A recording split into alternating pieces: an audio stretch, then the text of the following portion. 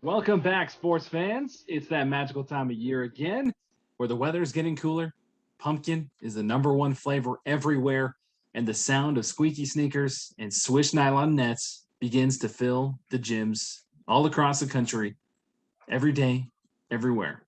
It is officially basketball season, and it is that time again. Yes, it is time for Utah Valley men's basketball and women's basketball hoops. So, welcome back to the UVU Coaches Show presented by the UVU Alumni Association right here on ESPN 960. And welcome back for those returning listeners. And we say hello to those of you who are joining us here on the UVU Coaches Show for the first time. Come on in, stay a while. I'm Brandon Crow. I am your host for this radio show. I'm also the TV play-by-play voice for the Utah Valley men's basketball squad. And again, I'll be your host every Monday from noon to 1 o'clock right here on ESPN 960 from now till March. So all through the basketball season, we'll have coaches, player guests, player interviews, some special guests along the way as well, and possibly some of your phone calls throughout the season. So just as a Kickstarter for the first episode of this 2021-2022 season, on today's show, we'll hear from Utah Valley men's head coach Mark Madsen. We're going to hear from Utah Valley assistant coach Todd Phillips, and we're also going to hear from Utah Valley men's basketball player Latrey Darthart, and then we'll also preview the Wolverines' first game of the season against the Boise State Broncos with some thoughts and some insights from Broncos assistant coach Mike Burns. So tip-off for game one of the season is tomorrow night, 7 o'clock Mountain Standard Time. You can watch that live on the Mountain West Network, and you can also listen to that right here on ESPN 960. The legendary Jimmy McCullough will be back on the radio calls and have that call for you to listen to as well. Well, it's been about 241 days since the Utah Valley men's basketball team last played in March when they lost to New Mexico State in the WAC tournament. March 12th was the exact date. And last year, Utah Valley was 11-11 overall and then 9-4 in conference play. But a lot has changed since then. The landscape of the WAC has changed. Utah Valley said goodbye to Evan Cole and JJ Overton. They say hello to new faces like Connor Harding and Tim Caesar, some transfers from Coastal Carolina and Tim Caesar, and from Connor Harding from BYU. New schools like Abilene Christian, Lamar, Sam Houston, and Stephen F. Austin have joined the ranks in the Western Athletic Conference. So what does all of this mean exactly for Coach Mark Madsen and his crew?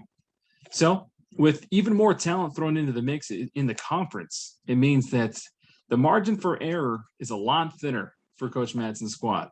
So like we mentioned, last year, Utah Valley went 11-11 overall, 9-4 in conference play, and they clinched a share of the regular season title with Grand Canyon. So we'll see what Utah Valley has up their sleeves, but we did see Fardaws Aimaq last year. He led the nation in rebounds and helped bring more eyes to the conference and to the program as well. So can Fardaws Aimaq continue his post presence and his post prowess this season, knowing that he is the guy to look out for with these other teams on their scouting reports? How does Fardaws respond to that? And how does the team respond around that as well? Without Evan Cole to help down in the lane and to take a defender or two away from Fardaws, how will he do that this year when teams decide to double team him? Can Fardaws pass out of that double team? Can he be able to create his own shots from that mid-range game? Who else will step up and make the plays down the stretch for these Utah Valley Wolverines? These are all valid questions heading into this new season. And we'll hear from head coach Mark Madsen in just a few minutes, and he'll take a deeper dive into some of these questions. And he'll talk more specifically about Fardaws Aimaq this offseason. But I've been to a couple of different practices so far, and I can tell you from firsthand experience, Fardaws Aimaq looks great. He is thinned out, he's leaner, and he's dropped about 20 to 30 pounds or so getting ready for this new season.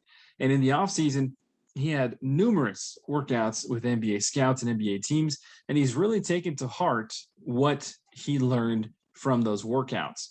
And he's, like I said, he's lost about 20 to 30 pounds, and he's worked on his outside shots, the mid-range game, and he's really taken in stride what the advice he was given and he's implemented that into his life. So can't wait to see what Fardaws does on the court when the whistle sounds and the ball is tipped. But other questions arise as well. So again, like we talked about, without Evan Cole, how is Fardaws going to do? Is Tim Fuller going to step up? Is Tim Fair going to step up? Is Connor Harding and Tim Caesar, are they going to step up and fill their roles? How will Jaden McClanahan do? Trey Woodbury, Blaze Neal, how will these other players step up to come together and to gel under head coach Mark Madsen and his crew? So another player who has stepped up in the past and who will need to continue to do so is Utah Valley player Latrey Darthart. So Latrey Darthart, we'll speak to him later on in the show as well. But his outside game, he said he's focused more on. He's focused more on his defensive side and what he can do on that end, because he knows that that is a key proponent to his game, as well as this Wolverines squad and this Wolverine identity as well going into this season. So we'll also see how Jaden McClanahan and Blaze Neal, Colby Leifson, Connor Harding, those other players step up. And Utah Valley, one of their biggest bugaboos so far under head coach Mark Madsen has been the three-point shot. Who's going to step up and make the three-point shot for this Utah Valley team going down the stretch? So these are all questions, again, we have as we enter this brand new 2021-2022 season. And it's going to be a fun one. Utah Valley, again, kicks off tomorrow. And they got a tough task tomorrow, and they're going to tip off against the Boise State Broncos of the Mountain West. And so if you haven't heard, or if you're not too familiar with these Boise State Broncos from the Mountain West, they finished fourth last year overall. They were picked again by the coaches to finish fourth heading into this upcoming season as well in the preseason polls. And virtually they got 3 returning starters, but 11 players who played significant minutes overall coming back. And one of the biggest players to look out for, fifth-year senior forward, Abu Kigab, being from, and a couple other transfers as well, transfers from schools like Oregon and schools like Arizona. So we'll see what this Boise State team has up their sleeve as we speak with assistant coach Mike Burns, and also we hear from head coach Todd Phillips. So this was Todd Phillips' assignment to be on the scout for Boise State, and ironically enough, Todd Phillips being from Idaho and being from Boise, we talked with him about what that preparation was like for this match tomorrow. But either way, Utah Valley, they kick off their season tomorrow night against Boise State, and it's always a fun time of year as we transition from those fall sports into the winter season. And just want to give a shout out to Utah Valley women's soccer. Head coach Chris LeMay and the women's soccer team fell to Grand Canyon in the championship match, but they continue to take the conference to new heights and take this program to new levels, continuing to push the boundaries of this program. And was a great season. Didn't end the way that we all wanted and had hoped for them, but just continuing to grow Coach LeMay in that program. And then also the men start their conference tournament later on this week. We also have the women's basketball team kicking off as well. So lots going on here at Utah Valley. And it's a fun time of year to transition, like we talked about, into November and really buckle down and get ready to packing in the UCCU Center and get ready for some basketball. So we're just getting started here on the UVU Coaches Show presented by the UVU Alumni Association. Again, we'll take a quick break, and we'll be right back to hear from head coach Mark Madsen right after this on ESPN 960.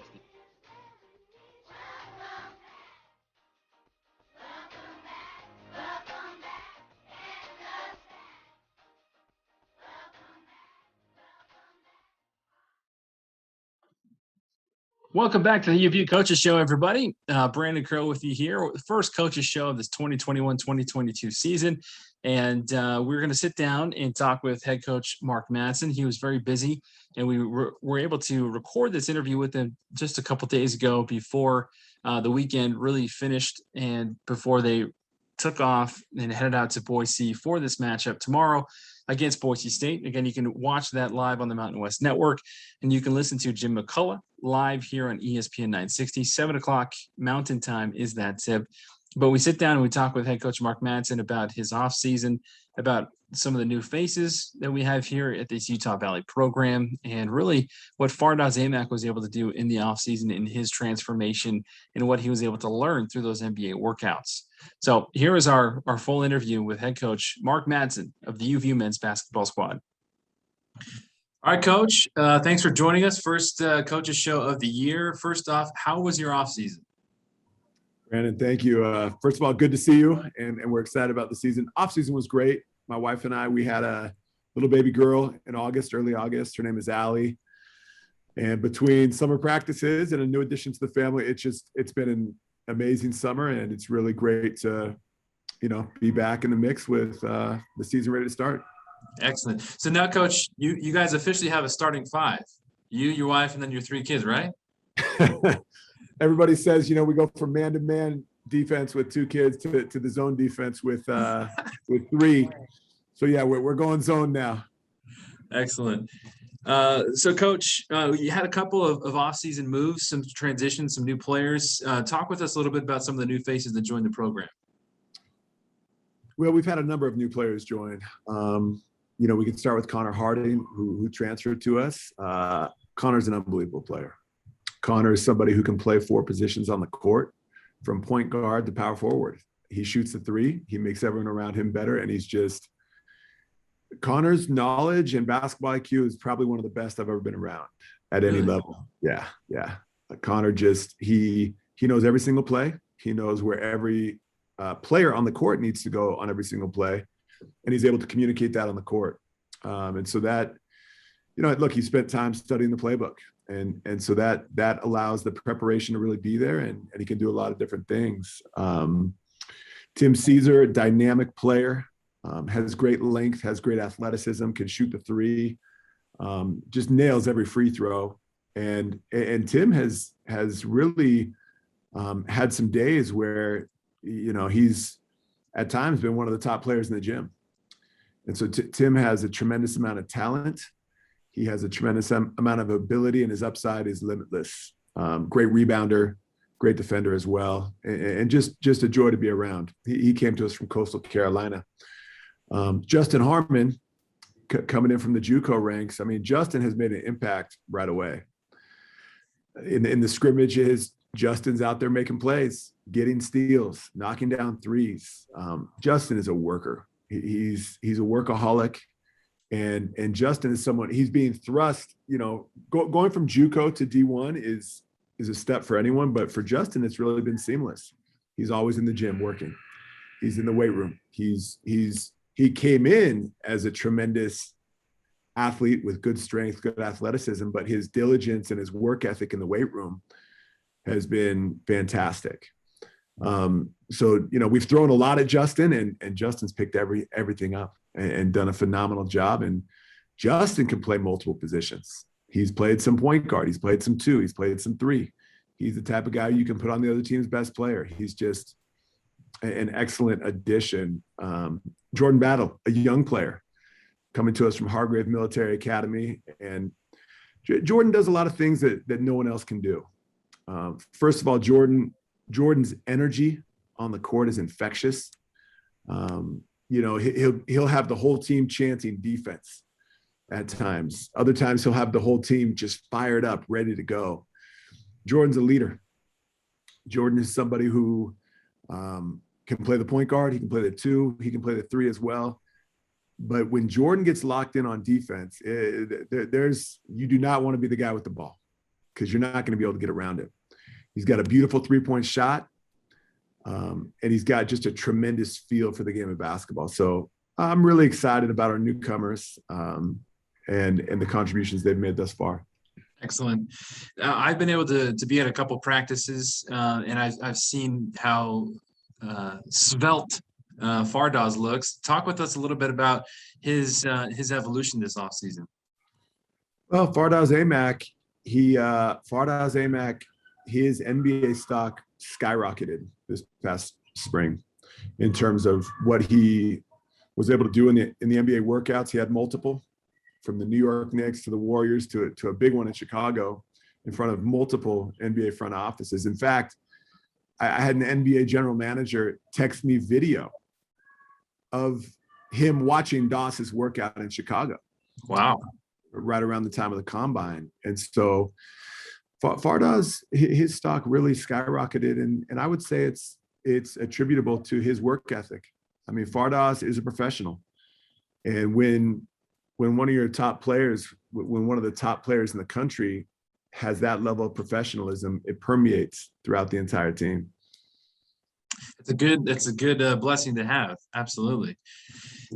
Coach, starting off the season with Boise State tomorrow, but what are you expecting from this Broncos squad from the Mountain West? Well, I mean, look, Boise State is a tremendous team. Boise State, in looking at their personnel, first of all, they've done a great job. They're always at the top of their conference. They win big games, and they have very great spacing in their offense, and they run a great offense and play a good defense. And then on top of it, they've got talented players. So we have our work cut out for us. It's going to come down to execution on either side, but Boise State is a tremendous team, and we are excited for the challenge. Last question. We'll let you go head off to practice with this, Coach. I know it's early on in the season, but here on a show like this, these are the things that we have to talk about. But the keys for Utah Valley success throughout this season will be what? I would say one of the biggest keys is sharing the basketball. Last year we were one of the top teams in the nation in terms of assists and just how much the ball moved. And I think that Brandon really helped assist us win a conference title, with these players. And I think that, that's a tribute to the players, because ultimately they were the ones that were unselfish. They were the ones that were sharing the ball. And as the coach, it's really gratifying when that ball's out there moving and everyone's sharing it. Excellent. Thanks, Coach. Appreciate it. Okay. Thanks, Brandon. Have a good one, man. All right. That was head coach Mark Madsen. We'll take a quick break. You're still listening to the UVU Coaches Show. We're going to hear from Latrey Darthart, one of the Utah Valley men's standouts, when we come back right here on the UVU Coaches Show. Don't go away. We'll be right back after this. It's good to be back, everybody, right here with you on ESPN 960. This is the Utah Valley Men's Basketball Coaches Show on ESPN 960. We'll be here every Monday with you from noon until 1 o'clock from now until March. Basketball season is officially upon us. We heard from head coach Mark Madsen, and now it is our time to hear from one of the standouts on this Utah Valley men's squad, Latrey Darthart. So we talked with Latrey about growing up in Texas, some of his basketball influences, and really just kind of get to know a little bit more about him. So here is our full interview with Latrey Darthart for Utah Valley men's basketball. Latrey, thanks for taking the time to be with us here on the Coaches Show. First and foremost, I will say I'm a big fan of you growing out that fro. Thank you. I like it. Who helped you in that decision of growing that out? I mean, my dad don't like it, so I'm gonna go against what he says. So I'm gonna grow up the fro. He want me to get the waves. I can't do it. I gotta get the fro. Do you have any inspiration, any basketball inspiration for the fro? The fro is just my look. I started off with dreads, but I had to go to a prep school, and it was a military school, so I had to cut all that off. So I just wanted to regrow it out. Gotcha. Okay. Well, I'm sure it's a lot better for the winter, keeping your head warm. Exactly that. Now, Latrey, growing up in Denton, Texas, that's a little bit north of Dallas. Is that right? Exactly. So did you grow up a Mavs fan? I wouldn't say that. I don't really follow any sports teams. Like I follow KD. That's my guy. So wherever he go, I'm going with him. Okay. Fair enough. So when he was playing at Texas, did you go and watch any of his games anywhere? Nobody even know about KD when he was at Texas, surprisingly. Not even the locals there in Texas. No, I didn't, because I wasn't even into basketball like that for real. Like I just played it. I wasn't like following it like that for real. Really? Okay. So where did basketball come in your life? I mean, I always grew up playing basketball. Like my parents had me playing like a lot of sports. I would play baseball, basketball, soccer, football, all that. So I just been playing that since the beginning for real. So what was your first love then? Was it baseball? I would say football. Football? And then I got basketball. And then I was like, oh yeah, I'm good at basketball. So let's stick with this. What position were you in football? I was corner and receiver. I would say I was pretty good. What age were you when you first dunked? 8th grade year. So whatever age that is, I don't remember. Okay. It's like 12, 13, 14, something like that. Exactly. Do you remember who you dunked on? I actually have a video on my phone. I got the first dunk in the game. No, you don't. I promise you I do.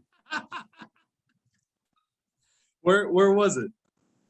It was out in Frisco. We was playing a tournament and I was on a fast break and I was like, dang, I'm high. Might as well just turn my wrist over and dunk it. And that's what I did. Wow. So there's nobody around.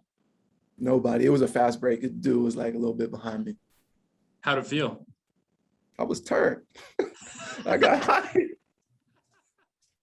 So what's a better feeling, dunking, rising and dunking, or scoring a touchdown? I would say a touchdown for sure. Okay. All right. So now everybody that's from the South or from Texas, I always ask this question. I asked Jared Jackson, your assistant coach, this question too. But what is your go-to? Are you a ribs guy? Are you a barbecue? What is your go-to since you're from Texas? I'm fried chicken all the way. Fried chicken, even better. Okay. Fried chicken all the way.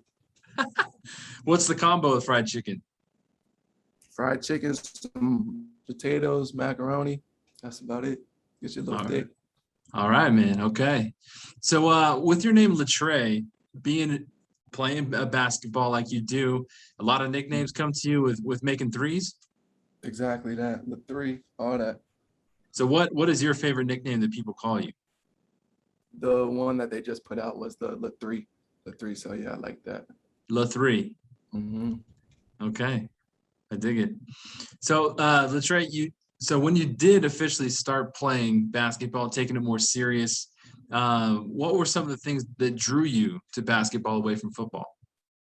So one thing about me is like on my wrist, I don't know if you can see that, I had 2 surgeries right here. And okay. The doctor basically told me if I break my wrist again, I can't play basketball. So I was like, you know what? Y'all can have football. I don't want to play football. I'm just going to stick to basketball. And this was my freshman year in high school when I decided this. So you broke your wrist a couple times playing football? Mm-hmm. Well, no, I broke my wrist playing basketball twice, back to back, literally. How? So the first time I broke it, I went up to block a shot, dude undercut me. I came down and my thing was sticking out like this. Oof. And then 6 months later, I come back a little too early, go for a block, miss it. I hit the dude over his head and my arm was stuck like this because I had a plate in it already. So my arm was stuck like this because the plate was bent. Dang. So in order just to avoid any further injury in football, you just decided to stick to basketball. And that was the point. I was like, you know what? I'm not trying to get hit at practice every day in football. So let's go to basketball. Okay. So Latrey, you play basketball, you go to a couple different stops to play after high school. What was it about UVU that drew you over here to Utah? Really, Coach Madsen, like he was a real genuine person. Like out of probably all the people I talked to, him and another coach was probably the 2 most people I felt comfortable with. And I just wanted to go to a spot that I felt comfortable. I didn't want to feel like uncomfortable and things like that. So did Coach Madsen reach out to you first? Yes. Yeah. Mm-hmm. So did you know who he was before? No. I told my dad, Utah Valley, hit me up, and then he looked up the coach and he was like, "Do you know who this is?" I'm like, "No." He was like, "That's the dude who was dancing on the stage with Kobe and all that." I'm like, "Okay." So what was it about meeting Coach Madsen that won you over? He's just a real genuine person. Like I kid you not, probably one of the most nicest guys ever. And that's real. Like he keeps it honest too. He's not just going to sugarcoat things. Like he's nice. He keeps it real. And he's just a good person overall. So what do you feel like you've learned or improved about your game of basketball since you've been here at Utah Valley? In that 3-up, like he just tells me every day, keep shooting, like get it up. Cause like I'm a good shooter and all, but I'm not as aggressive as he would want me to. So he basically just gives me confidence to keep shooting, even if I go 1 for 10. In this off season, since you played in March, last time you played, and then till now, what have you worked on the most? I would say my ball handling, not just being a catch and shoot type of guy, because last year that's what I did. Like that's where I got my things at. So I'm just working things off the dribble, things like that, getting to the rim, basically everything. So when I was calling your game at home, I can't remember who it was against. It was earlier in the spring, but you shot a ball, I think it was a 3-pointer. And then when you came down, you lost your shoe and you still kept playing with just one shoe. Did Coach Matson ever tell you that he did the same thing? I think he did, because I remember him. He was like, yeah, I lost my shoe, took off my sock and started playing. So I think he did tell me that. So I grew up in Los Angeles and I watched that game live. And so I watched Coach Matson do that live, and Kobe had to call the timeout, and Matson was there with his bare foot. It was a good time. But I think one of my favorite aspects about you was epitomized in that, because you're just a gamer. Like nothing ever really gets under your skin, nothing bothers you, and if you have a shoe thing going on, you just keep playing, even though you only have one shoe. Where do you feel like that comes from? That drive? Growing up in Texas, like growing up in the South, like them boys are dogs. Like if you're not ready to play, you're gonna get run over. So I just keep that mindset. Like I'm gonna keep going no matter what. If I can't go no more, I'm gonna keep going. And what is it about this Utah Valley team right now that you feel like makes this team special for this upcoming season? I mean, we're really competitive. Like I would say we're even more competitive than last year. Like we compete every day. Yeah, I promise you. Like we compete every day in practice. We get under each other's skin, but at the end of the day, we boys. So I feel like that's what makes you better. And what are you expecting from Boise State on Tuesday? They're a good team. Like they got a solid squad. I expect that plays. We just got to guard it, execute on the offensive end, and I think we should be good. All right, last question. According to you, what do you think the keys for success for this Utah Valley squad is this year? We got to defend. We can't turn the ball over, because that's one of the biggest things we had problems with last year, was turning the ball over. So really defending, don't turn the ball over. And like Coach says, if we get a shot on every possession, we're going to win most of those games, because we hit at a high clip. So I feel like we're going to be good this year. All right, I lied. So this is the last question. We'll leave you with this. The best fried chicken place here in Utah is where? The generic Popeyes. That's the only place y'all really got. I'll take it. Thanks, Latrey. Appreciate it, man. Yep. Always love talking with Latrey. He's a good dude and a fun interview. We'll take a quick break. We'll be right back with Todd Phillips, and we get to know a little bit more about him growing up in Boise and really what his preparation was like as he was the main scout for this Boise State squad tomorrow night. So this is Utah Valley Men's Basketball Coaches Show. You're listening to it on ESPN 960, and we'll be right back with Todd Phillips after this. Welcome back, everybody, to the Utah Valley Men's Basketball Coaches Show. Brandon Crow with you here on ESPN 960. So far, we've heard from head coach Mark Madsen. We heard from Latrey Darthart last segment. And Utah Valley tipping off tomorrow, kicking off their 2021-2022 season in Boise, taking on the Broncos of Boise State. And Todd Phillips, who grew up in Boise, was the main scout for these Boise State Broncos. So we were able to sit down with him a couple of days ago post-practice and get his thoughts on the team, the offseason, and also in preparation for Boise State, what he expects from the Broncos tomorrow night. So here's our interview with assistant head coach Todd Phillips on the UVU Coaches Show. All right, Coach, this is going to be an interesting week for you, you being from Boise and prepping for Boise State. We'll get into the specifics of that. We just spoke with Latrey. He's from Texas. He said that his favorite fried chicken place here in Utah is Popeyes. Are you a fried chicken fan? You know what? I'm not a big fried chicken fan. I like Popeyes. I like KFC, but I like, all the other stuff. I like the mashed potatoes. I like the beans. I like a little bit of everything there.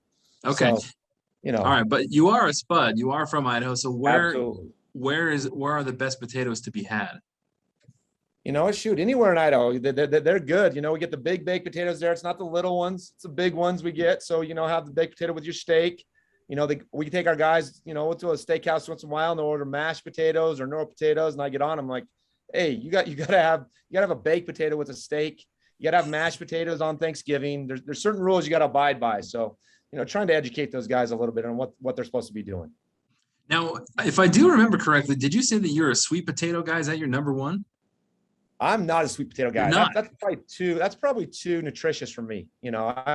I like the regular old potato with some sour cream and butter on it. All right, I can agree with you there. How was your off season, Coach? Personally, how you doing? All right. Doing great. It's we kind of get in our bubble here a little bit. So it's like, we had a full summer with our guys and full access with them. And so, the COVID and being at home a little bit, wasn't at home very much, or we got to go out recruiting. So it's been kind of back to business as usual. We kind of go around the country. And it's like, oh, they're requiring a bunch of masks. There's a bunch of things shut down where we've been open for the most part, and we're going kind of full boat. Would you say that or what was one of the things that you would say you learned the most last year during the whole crazy COVID situation?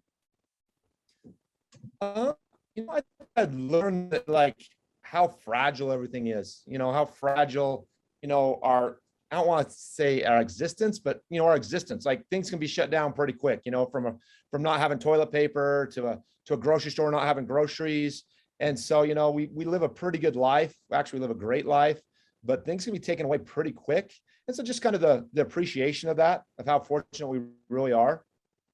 Has that appreciation translated more to the basketball side as well? Yeah, absolutely. I think, trying to convey that to our guys, trying to convey, to enjoy the moment. I think as basketball coaches, sometimes we get caught up in, okay, we got to win this game. We have to win this game. And then you move to the next one. You got to win this game. And, are those games more important than other things going on in life, and they're not. But I think as coaches, sometimes we get caught up and we make them more, or we spend more hours, and our coaching staff, we all have families, we all have kids, and, are we devoting enough time to them?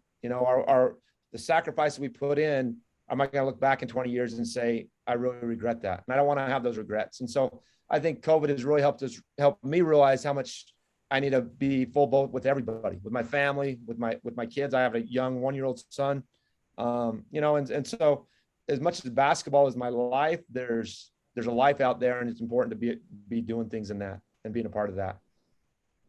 What do you feel like you and this coaching staff, this nucleus of your core, what do you feel like you guys, where do you feel like you've grown so far as you've been together the last couple of years? Man, you're asking tough questions. That's deep philosophical questions. I think the growth is kind of just what I talked about a little bit, the appreciation of it. I think this staff being together, we're going on year 3, and coach getting a new extension and kind of realizing that, that we'll probably be together for at least a couple more, because it's a good place to be at. Coach is a great person to work for. And so just the appreciation of not only our team and the development of those kids, but the development of our families, we don't do a ton of things together because we're here together all day long anyway, but our families get together and we have a barbecue and a cookout, and we'll go to somebody's house and, tell stories and kind of bring the rest of our life in with our coaching world. T.O. and Jared, they see my kids and I see their kids, and we see coaches' kids. And so you kind of understand there's more to the person than basketball, that there's, that they got a life going on. I mean, like T.O.'s kids are getting to the age now where they're having their own basketball games, right? My son's just dribbling a ball around and running around. He's not playing yet, but it's going to be pretty close. And so it's like, hey, those things are important. And those things are part of your life as well. And so I think it's bringing balance. I don't think you can be a good coach if you don't have balance. Good stuff. What's been your favorite Mark Madsen radio appropriate story that you've heard? It's interesting to hear his stories that as he shares with us with his interactions with some of the great players, the Kobe's and LeBrons and the Shaqs, and you hear him from the outside a lot of times, and you hear stories, but to actually hear it from person who was there, we all embellish stuff a little bit, but it's the true story he's telling. He just didn't make a story up.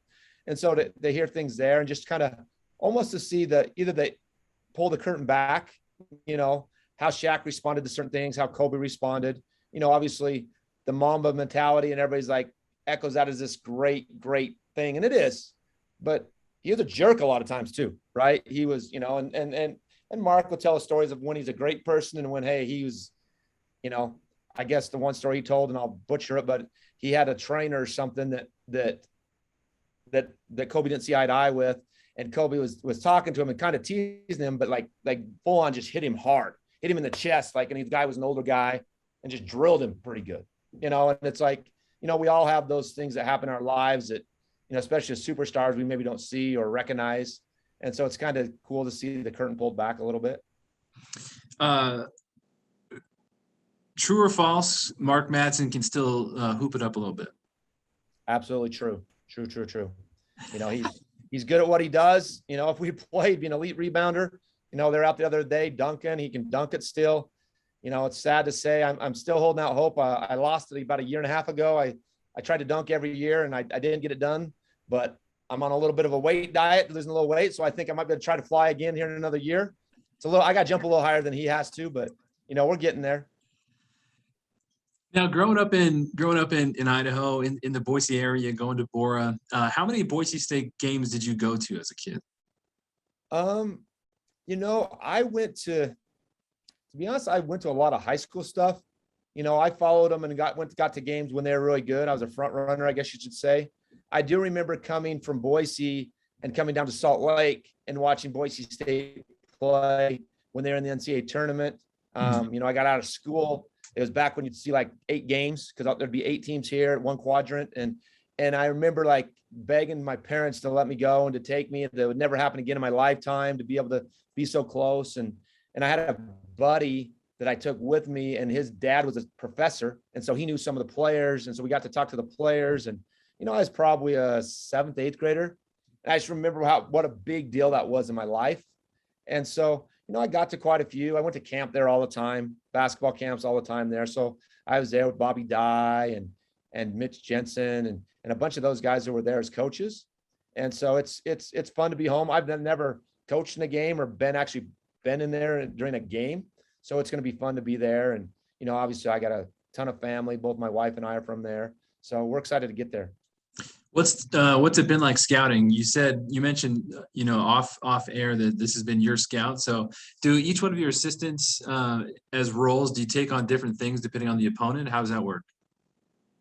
So basically what we do, and every staff's different, is we have so many scouts. So if there's 30 games, I'll have probably 10 scouts, and the other 2 assistants will have 10 each, and so meaning the scout means that I'm going to watch 7-8 games of their last 7-8 games. I'm going to watch, the personnel. I'm going to break down the personnel and have the edits that we show our guys. And you're kind of the expert on that team, okay. And so you'll have all their sets and scout them there. And then we'll meet together as a staff and maybe watch some of those clips and then talk about how we're going to guard it, what we want to do on offense against it, maybe address personnel. And, one of the big things is, okay, what are our matchups going to be? Who are we going to put on this guy?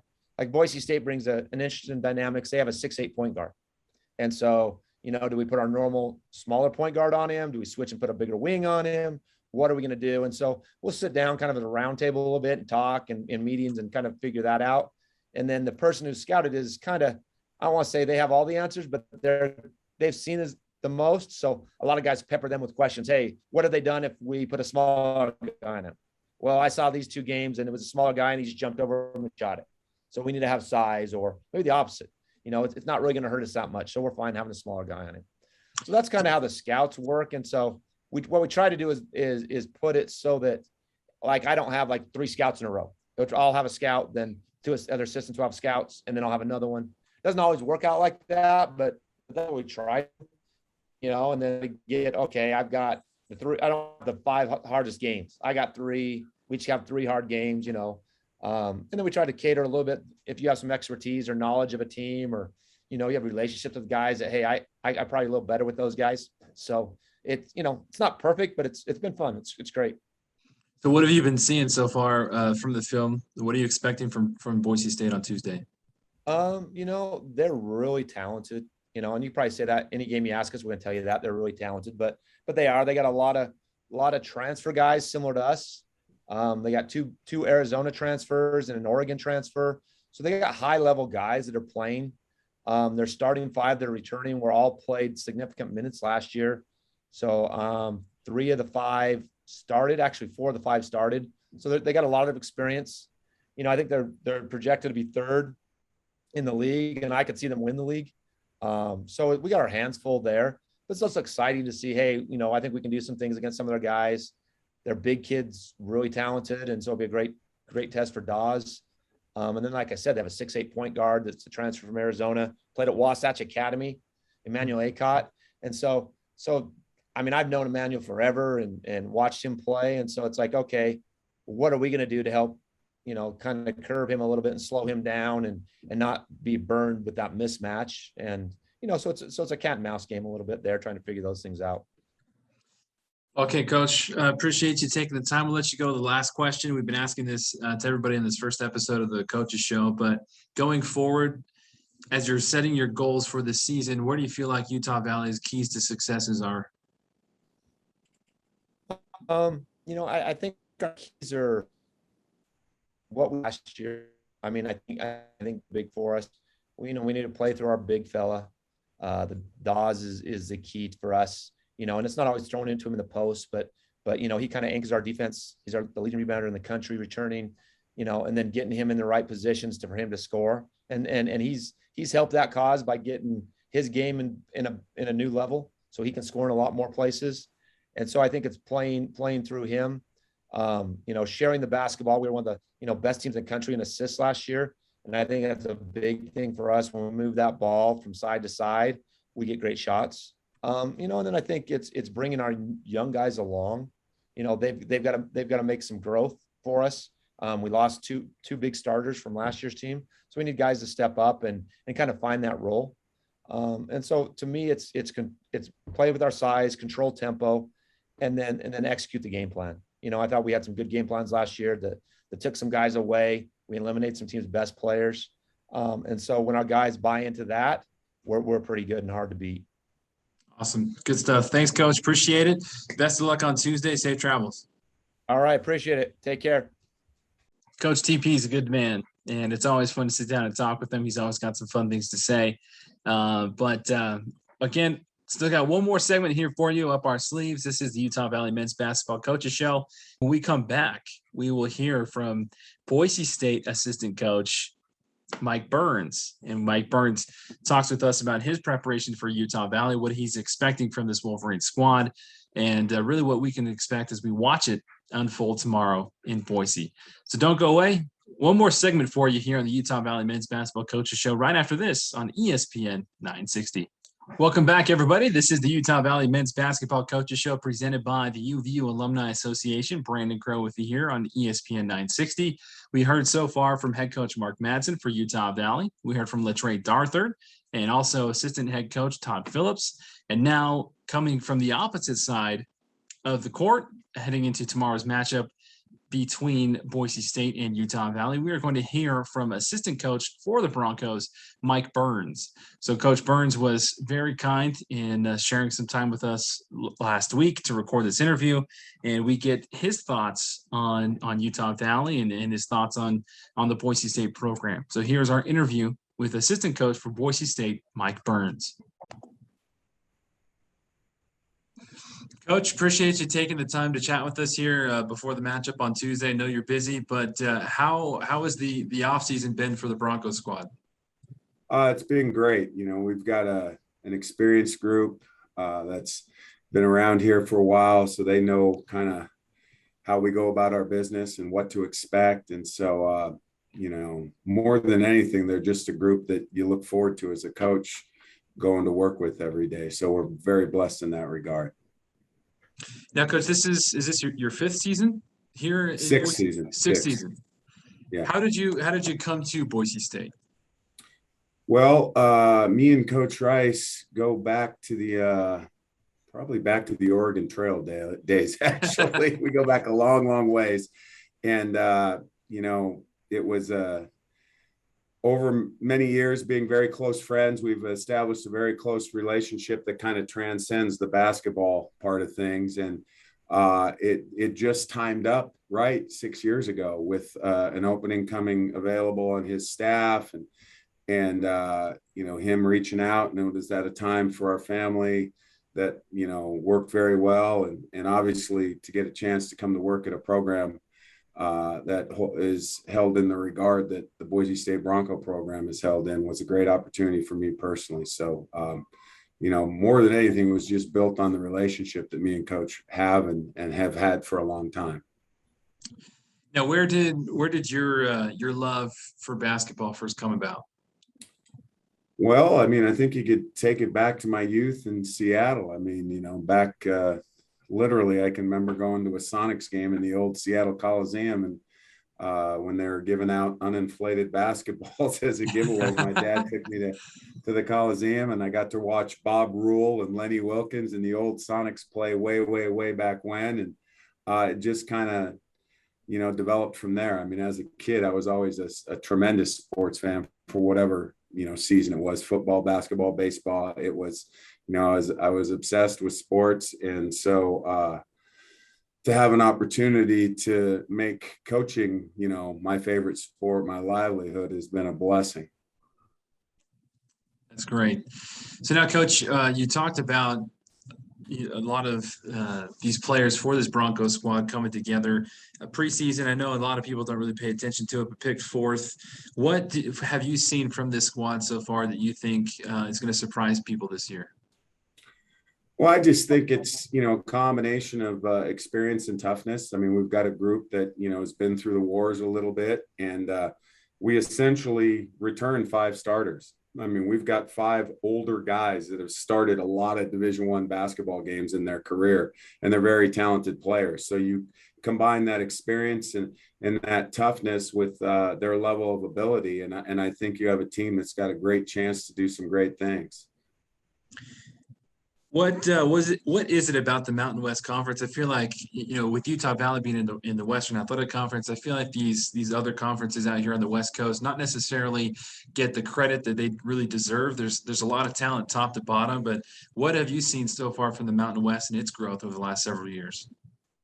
Yeah, I mean, I'm probably the wrong guy to ask, because I believe you can put the Mountain West up against any conference in the country. I mean, you go top to bottom. First of all, you just start with the environments you play in. And in our league, whenever you're going on the road, you're going into a packed building with a great crowd. In most, if not all of those towns, those universities and their basketball teams are the, professional sports team in that region. So it's a great league to play in as a player. Then you take the coaching in that league. Over the years, you look at the coaches top to bottom in this league, and they're as good as anywhere in the country. And then, those two things lead to the third and most important thing, is the players. We've had over the years, year in and year out, we have draft picks in this league. We've got NBA players in this league. We've got NBA MVPs from this league. And so that combined, I mean, obviously you're always partial to the league you participate in and coach in, but our league from those 3 areas stacks up against anyone in the country. And if you can have success as a player in this league, you can have success in the professional where it ranks in your future. And that's been proven over the years.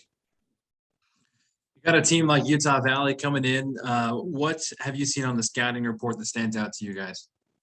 Well, we know their talent and their coaching staff very well. So first of all, you got to go to the coaching staff. They've got an outstanding coaching staff, guys that have a lot of experience winning a lot of games in a variety of places. Obviously, Coach Matson was a great player, coached professionally, played professionally, and then now is come back and sharing that wisdom with his players. And I think you can see his impact on Fardaws, who, when he transferred from Mercer was, I think, a good rebounder, but now he's arguably the best rebounder in the country. And so their roster is very impressive. I always, from our perspective, you always look at the coaching and the players, and they've got a great combination of both. I mean, and Fardaws and Woodbury, they've got probably the 2 best players in their conference, obviously a returning MVP.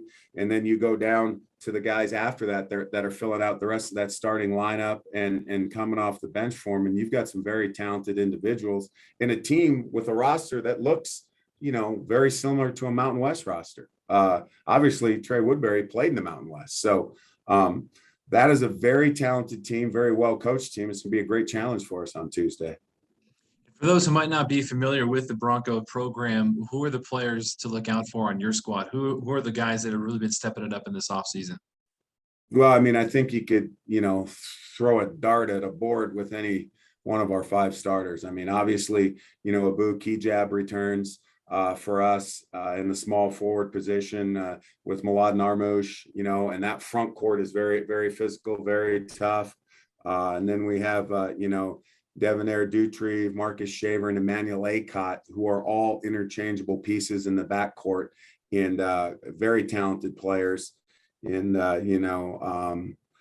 with Acott and Kijab, you've got 2 very vocal leaders that know how to keep a team focused. So it starts with those 5. And on a given night, any one of those 5 can be the guy that, really steps forward statistically and leaves a significant impact on the game.